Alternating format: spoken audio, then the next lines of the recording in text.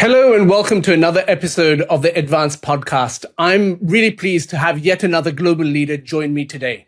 Our guest brings a rare mix of scientific expertise, leadership experience, and a strong commitment to creating meaningful impact.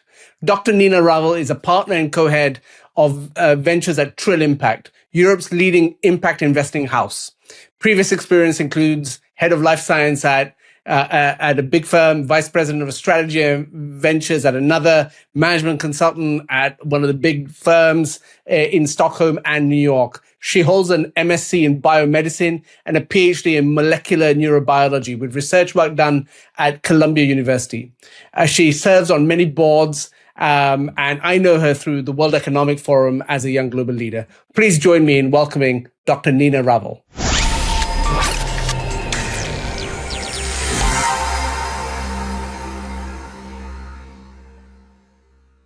Welcome to the EdVance Podcast. My name is Vikas Pota, and today I'm really pleased that a friend of mine who lives in Stockholm is our guest. Dr. Nina Rawal is partner and co-head of ventures at Trill Impact, which is Europe's leading impact investing house. She's previously worked in some significant organizations, and she holds an MSc, a master's degree in biomedicine, and a PhD in molecular neurobiology. And she's also done some research work at Columbia University. She serves on boards. She does a great amount of good in the world. And I've known her for a few years through the Young Global Leaders community at the World Economic Forum. Nina, welcome. Thank you for having me. And Nina, when you think about education, is there one educational memory that you have from your own schooling or university years that you'd like to share in this interview?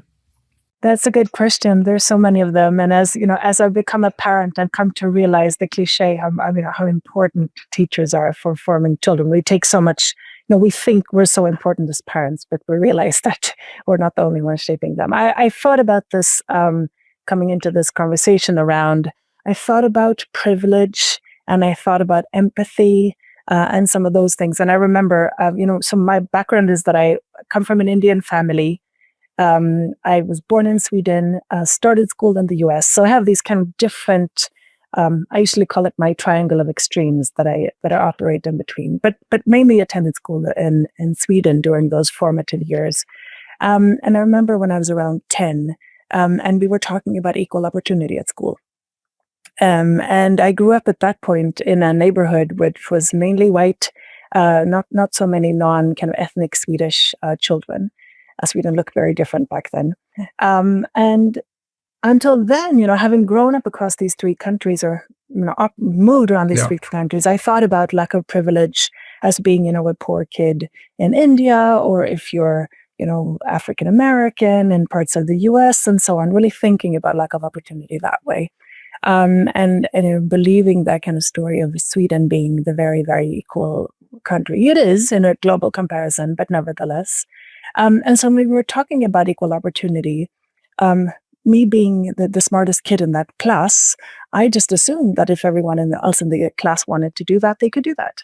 And it was a really, really powerful memory of the whole class going up against me, arguing against me. And it demonstrated to me, the power of privilege, thinking that you understand what privilege is, but they just showed to me that privilege can be something very relative. It's different. They felt that they couldn't achieve the position I was in. But it also offered a good learning and empathy to understand that it's not my judgment only of what privilege and what fair is. It's a relative term, right? So very powerful. So how do you grapple with privilege when it comes to your own children? That's a really good question. I think about it quite a lot in the sense that you can't expect them to be great at cleaning if we don't clean our own house, right? So we talk about privilege again. We keep on going to India, so we talk a lot about that through the lens of India. These amazing children you see in the streets, the cliche, but imagine what they could have achieved if they were given half the opportunity that my son is given, for example. We talk about that, but I think in the end, I don't have any genius insights here, but I think it's more about talking about the topics and being humble, having lots of humility around kind of all the luck and privilege we have, but then hoping that they will also go into the world themselves and realize it for themselves. Because I think this whole you should eat your food because kids in Africa don't have food, I think that is probably not the most powerful way, but still keeping the conversation alive. And when you see, you've been the beneficiary of an international education as such, like, you moved from India to Sweden, you went to the US. When you see what is happening today in the world of higher education, especially with geopolitics, what kind of feelings do you have?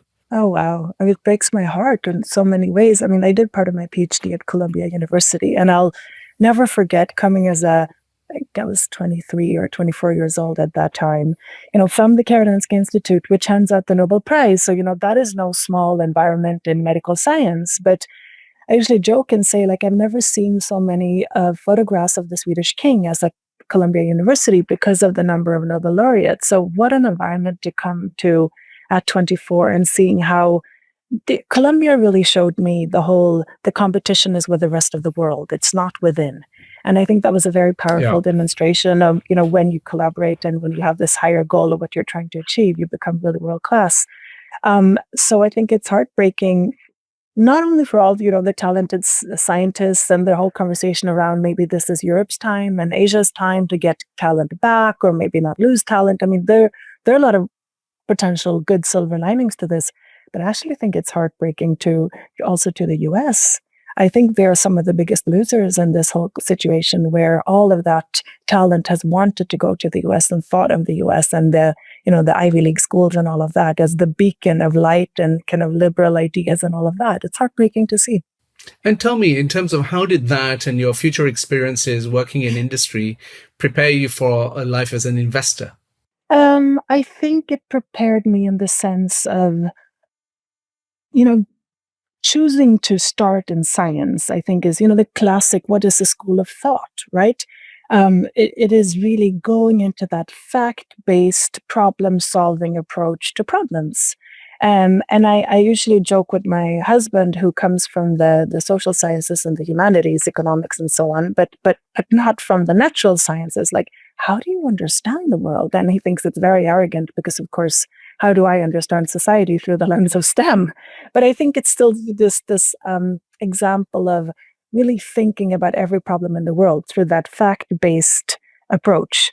And so as you leap from one world to another or kind of pivot, whatever word to use, I think it's always been the same approach of like, okay, what are the gaps? What are the facts we know? What is it we don't know? And how do we problem solve through that lens? I think that's, if I have to summarize one thing I learned in all my years and my undergraduate, graduate science, I think it was that.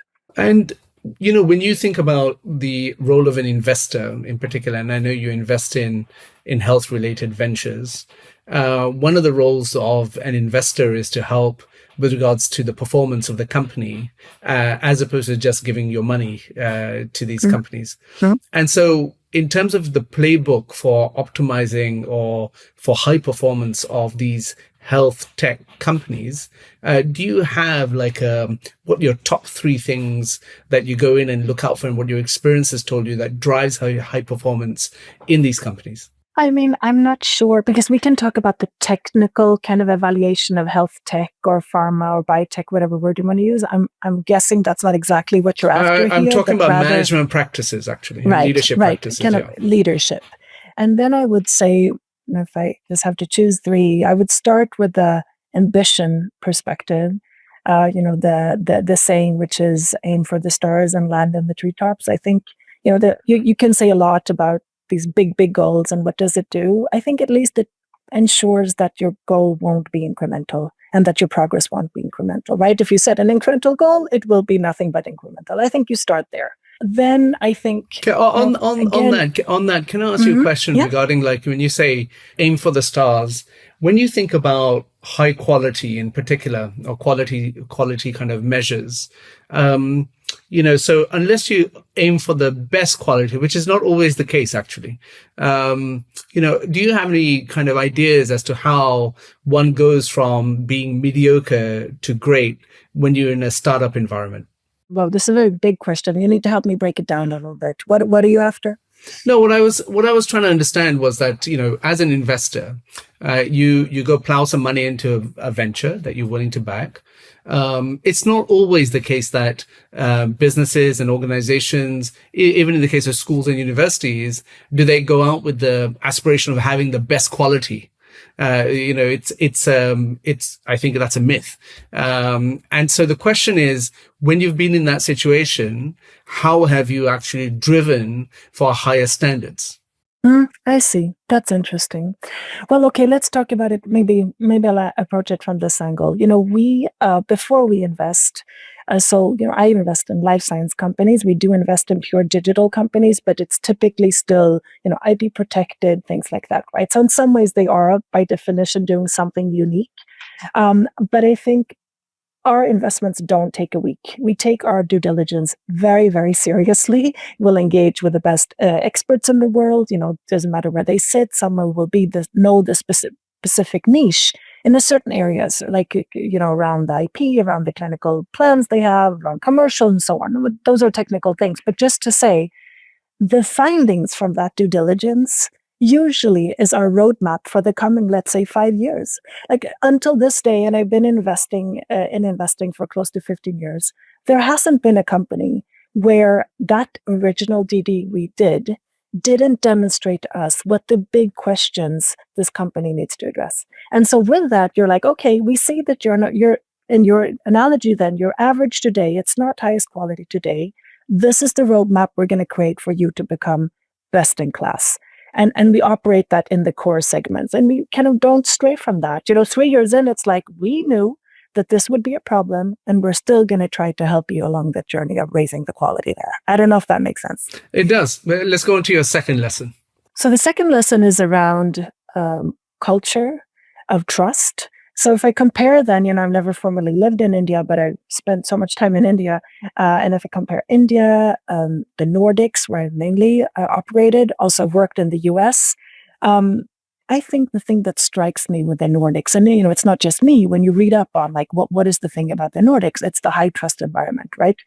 So I would say the second principle for me is, once you've hired them, trust your people until they give you a reason not to trust them, not the vice versa, not the whole, the moment we're living in right now, maybe of like, you got to earn your trust and this and that and so on. Of course you do. We all realize that. But once you're in the building, let's just trust each other. I'm convinced that correlates with higher performance. You see some of the US principles on kind of surveilling your staff and forcing them to be in the office 5 days a week. I think in the Nordics, we've had a semi-hybrid way of working for decades, and it doesn't seem to correlate to lack of productivity. And your third lesson? And the third one is the power of purpose.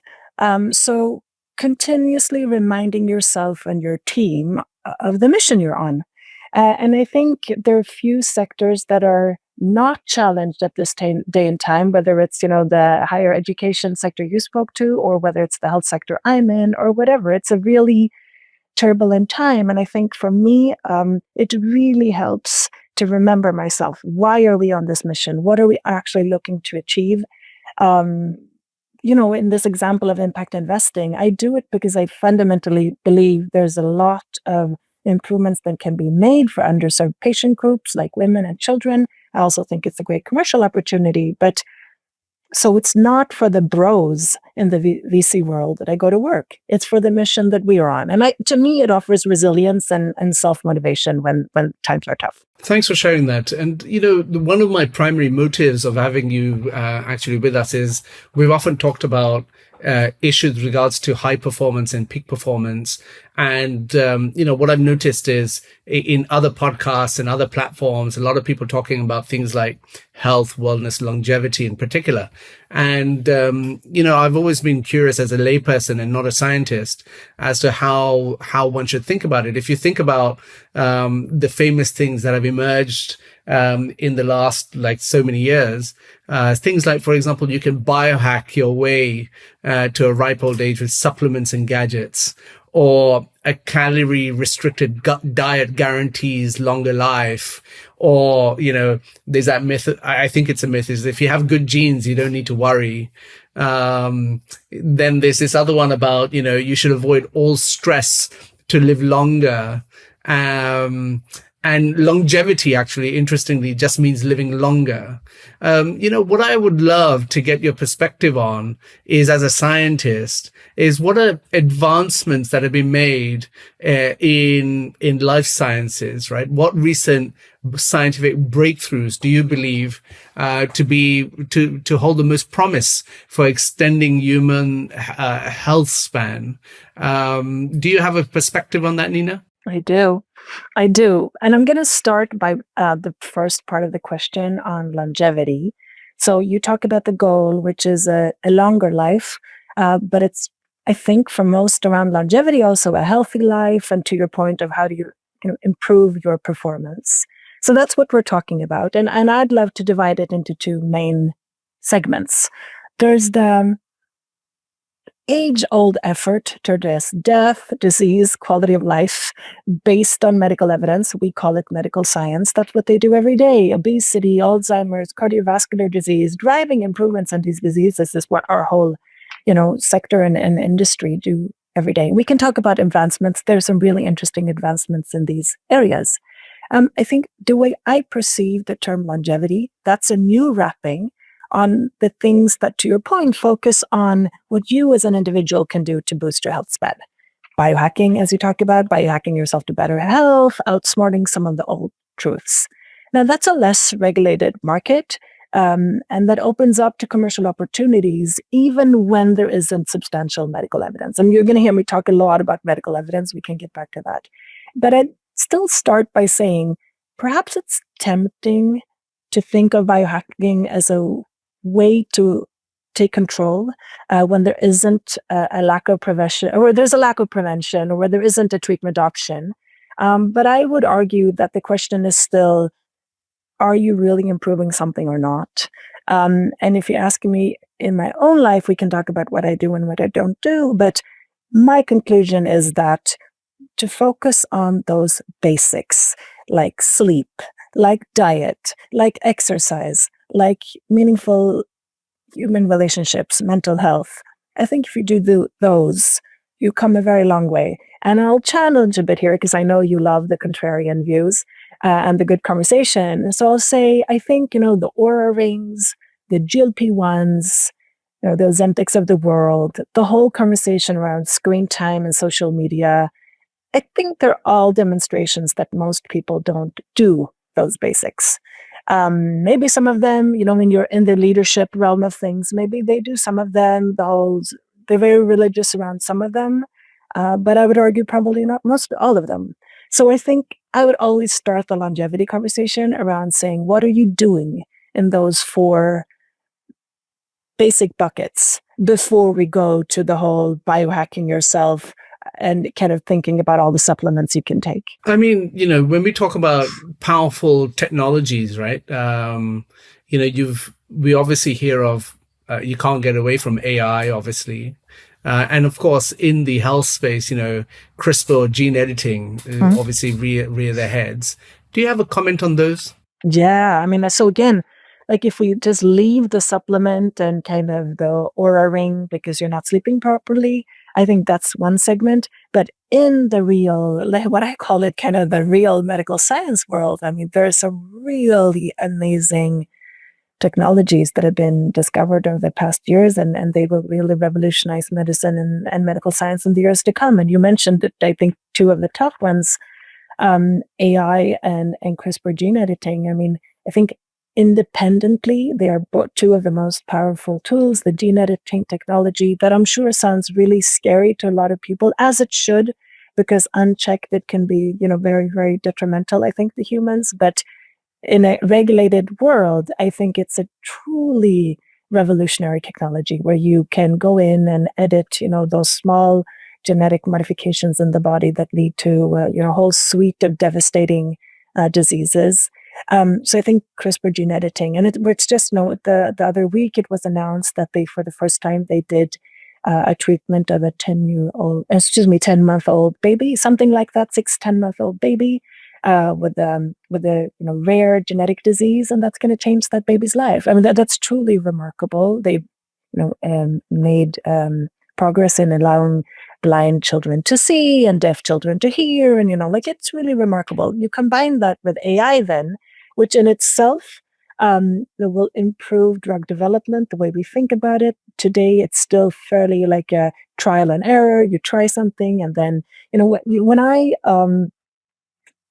when I was a student, a PhD student, which is a long time ago, when I started, so it's a bit before my time, but when I started, those people defending their PhDs at that time, they could have spent their whole 4-year PhD trying to determine the 3D folding of one protein. Sometimes you succeed, sometimes you don't.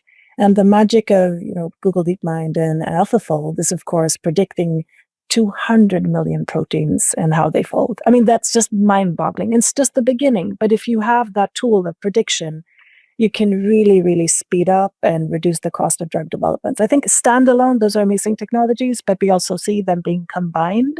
And that's when kind of 1 plus 1 becomes 3. But when can I benefit from that? Yeah, that's tying those two together, right? Like it's the whole, okay, that's great for humanity, but when does it do anything for me? I think the question is, it depends. It depends if you have one of the disorders or diseases that they are targeting right now, then maybe in the coming 5 years. If it's the general, I just want to feel better and make sure that I'm doing everything I can, I think it's going to be longer time.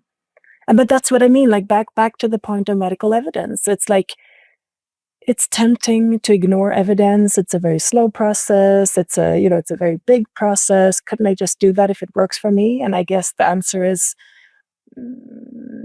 maybe it works for you, maybe it doesn't. That's what evidence does.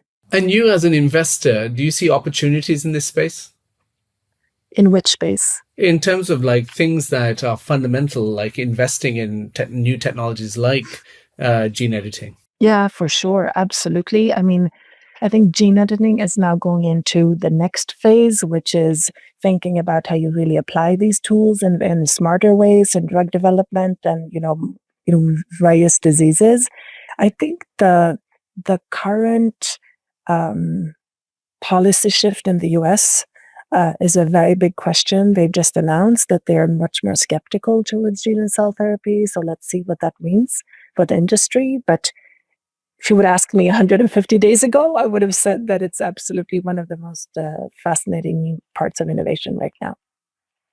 And AI, I mean, sorry, just to say that AI, of course, is everywhere. In fact, it's almost impossible not to invest in. Yeah. Yeah. And Nina, in terms of like, you have a background, like I said at the beginning, in molecular neurobiology, right? Mm. So I'm going to repeat that. How does your background, is my question in molecular, how do you even pronounce it? Molecular neurobiology. I can't even pronounce it. I don't know how you studied it.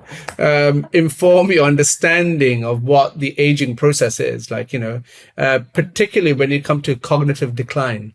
I'd love for you to have a stab at that question. Yeah, no, and I think, I chose to study the brain because I think it's the most fascinating organ. And it is truly fascinating, the most sophisticated machine out there. But the reality is still that we don't really understand it that well. I think AI is kind of made for neuroscience in that sense, to really understand kind of those patterns that the human eye and the human brain cannot fully grasp.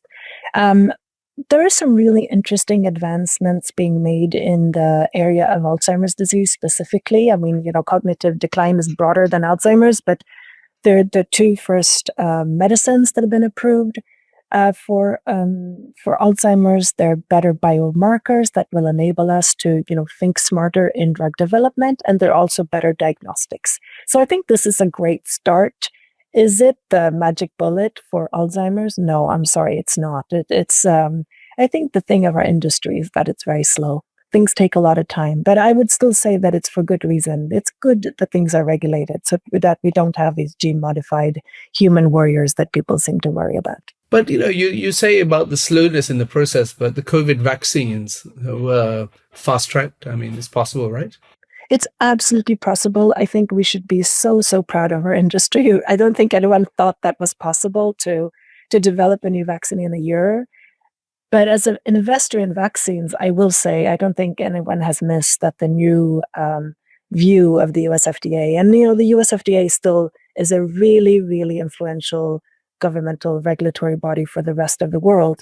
They have now come out and say that they are very skeptical on vaccines. And I say this because I think it's no surprise to you, probably from the educational perspective, that, the ability on the technological side is, of course, one part of the equation, but bringing people on board, bringing society on board, whether it is gene therapy or AI in medicine, or for that matter, vaccine development at record speed, there's a clear backlash when humans feel that it almost goes too fast. You start wondering, it seems, that, should we really be doing this, and what are we doing to our children, and so on. So I think it's also a very humbling moment for our industry to think about how we have these amazing tools in our hands, but how do we make sure that they really benefit humanity in the best way without these backlashes? Because this backlash on vaccines, people will die, and we will take steps back before we take steps forward again. Thank you, Nina. And there's this phrase that is often used, which is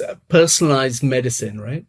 Do you want to explain a little bit more about what that means and how you think that play out? Yeah, no, but personalized medicine, I think it's almost... Is it like personalized education? I mean, we talk a lot about that when it comes to technology.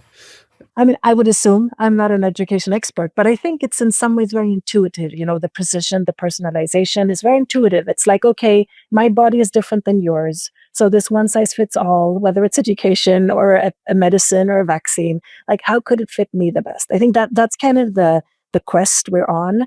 We've been talking about this for decades in the medical space. For sure, we're getting there one step at a time.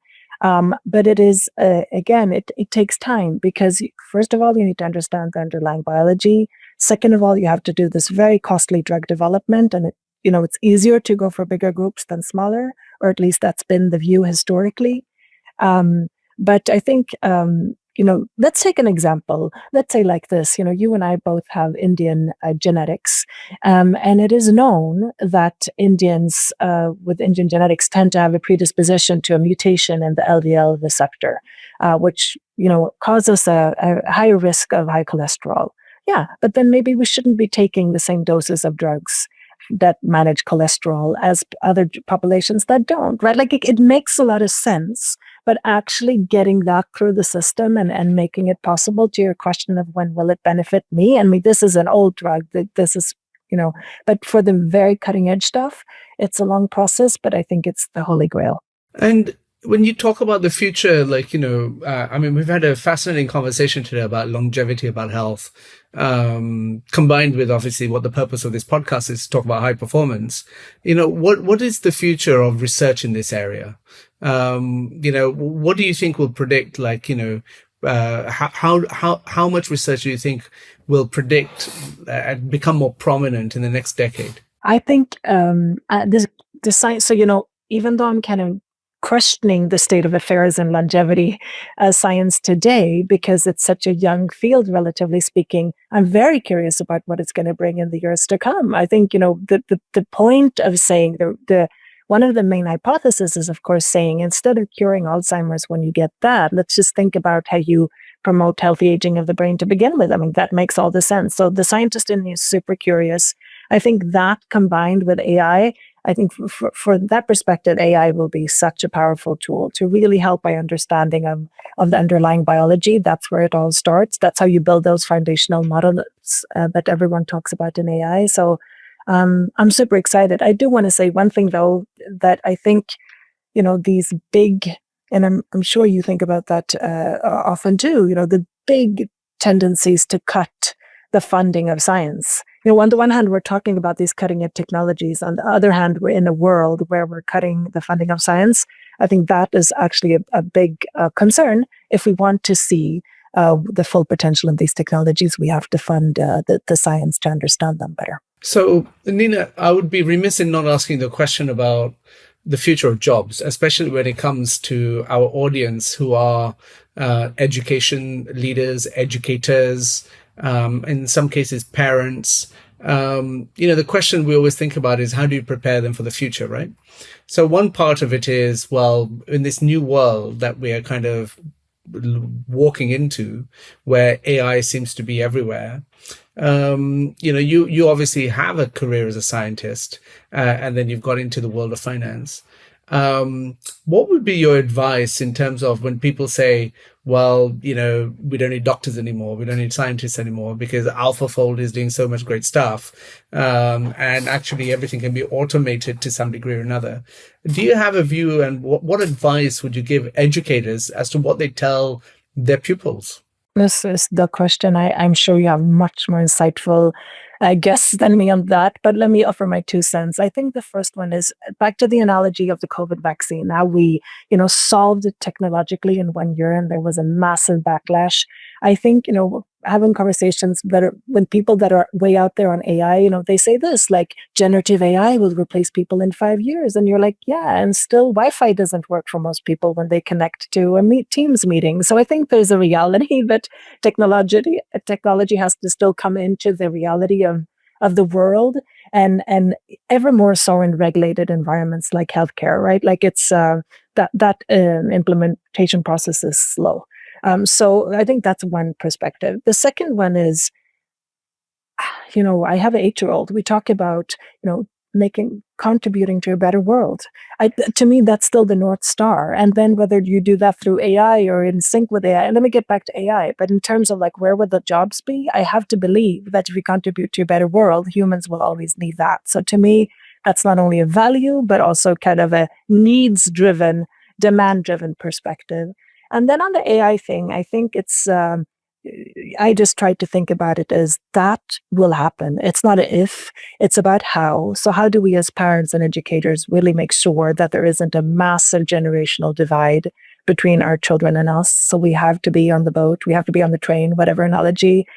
We don't need to be techno-optimists that just love AI totally without any reflection, of course not, but we also cannot be on the other side of the spectrum. We have to be on the journey with our children.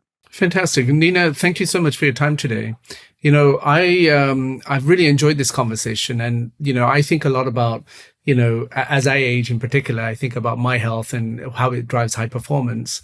What's interesting is your perspectives, not just on science, but as a recap for those that are listening or watching this interview.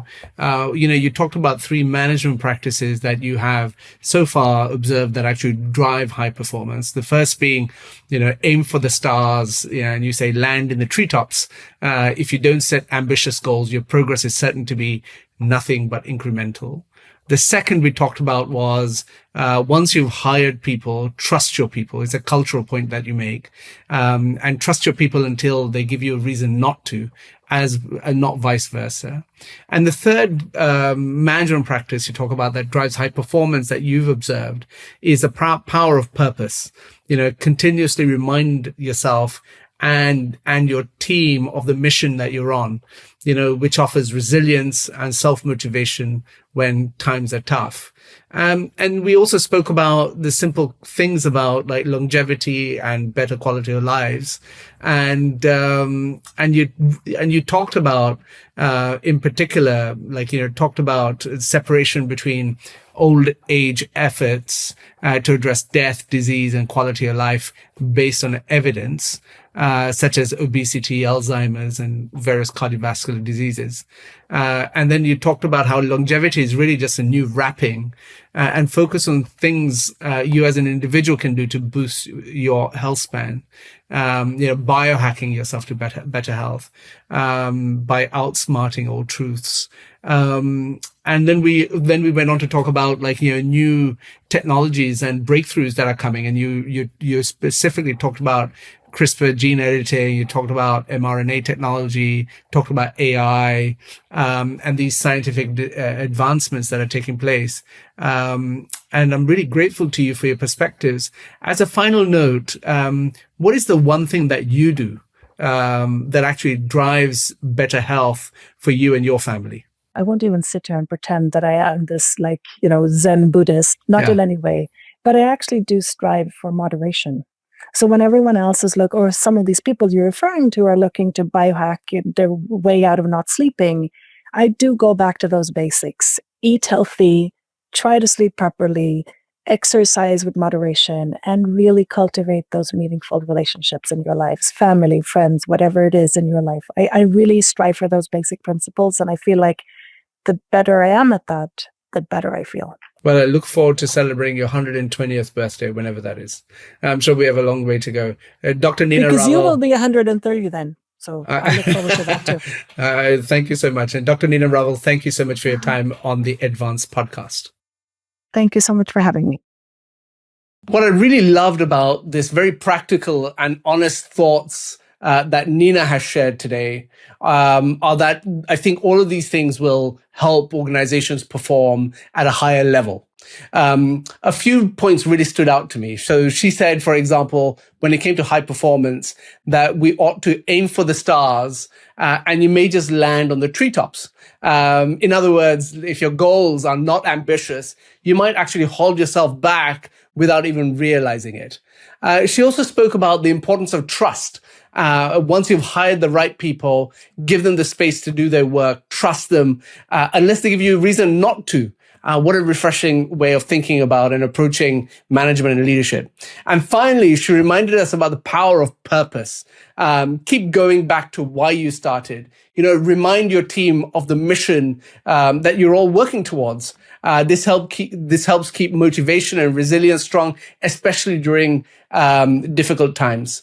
I was also very pleased and keen to have her on, not just for her management experience and leadership experience, but also to think about the scientific experience.